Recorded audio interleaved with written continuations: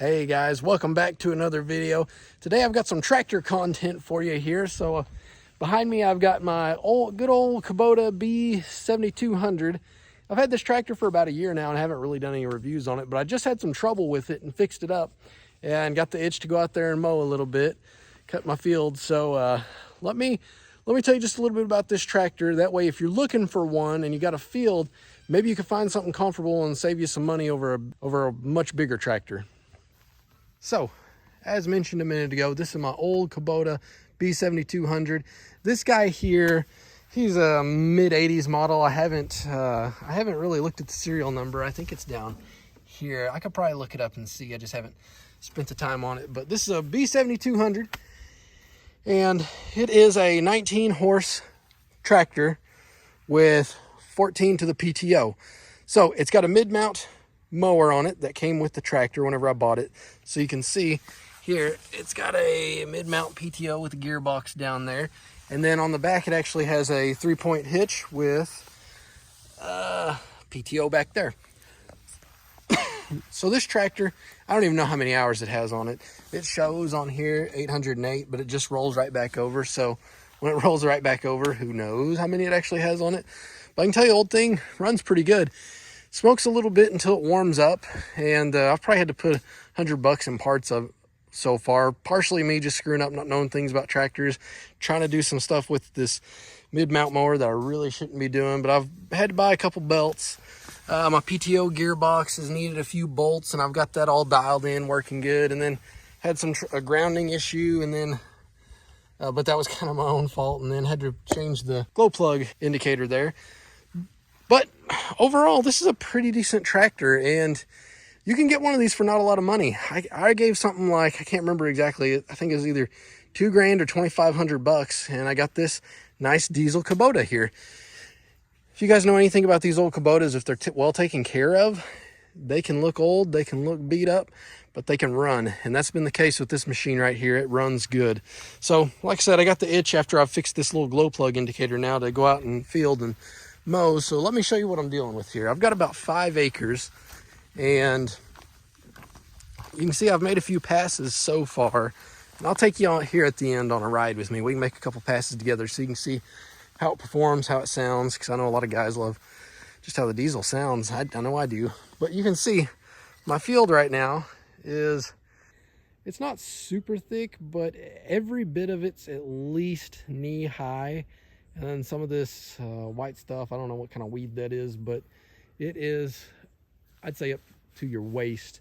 But we'll ride through that so you can see how it performs. You can see, just as a typical mower does, what you might expect. If you go very fast through this high stuff, it will, where the blades are rotating, it doesn't cut it perfectly, so it's not a perfect flush cut, but it does decent. And then, if you guys want to here at the end, we can try to tackle some of this stuff that's over 6 foot tall. I mean, this is no joke over here. You can see this is some tall stuff. I've already made a pass through there, and you can see how much it's knocked down, but it turns and burns it pretty good. I mean, a few passes like that and you could get it knocked down.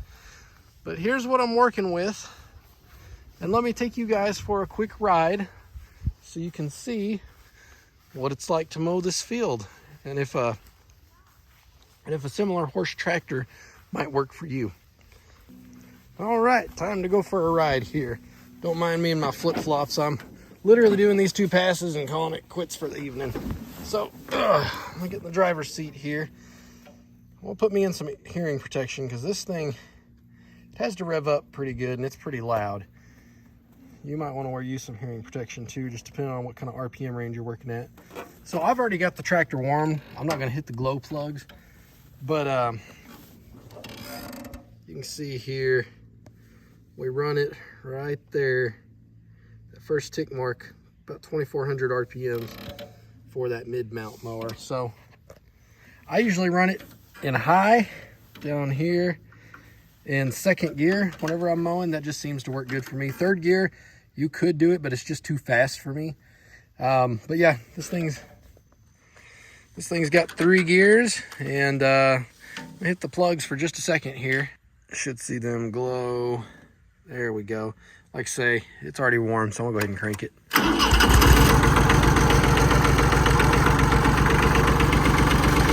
Fires right up. See a little bit of smoke here. I'll go ahead and pop it in reverse. Take the brake off, let out on my clutch.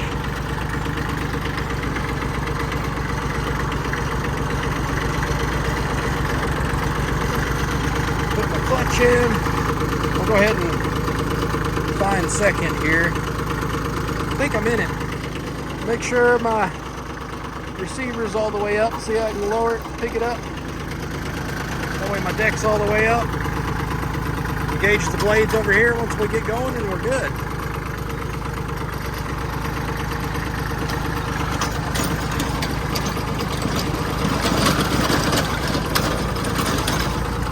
She about ran away on me.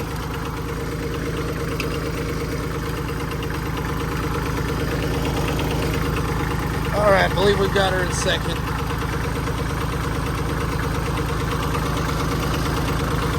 All right, we're out in the field here. Let's go ahead and bump up the RPMs, turn on the blades, and roll.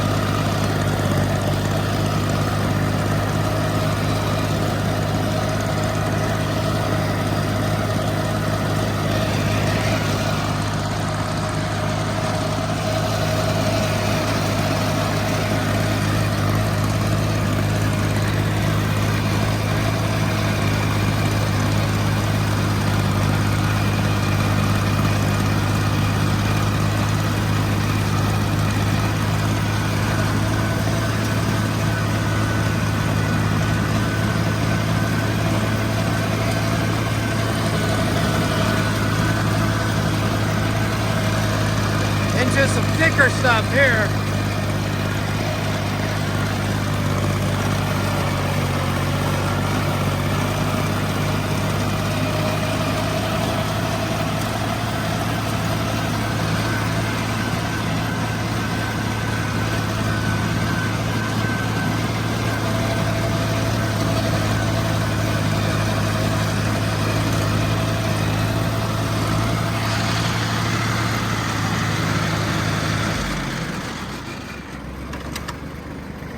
All right, let's tackle some of this tall stuff here. You can see where I've made one pass, and this is just with a rotary mower. If you had a brush hog, you'd be able to knock this down a bit better.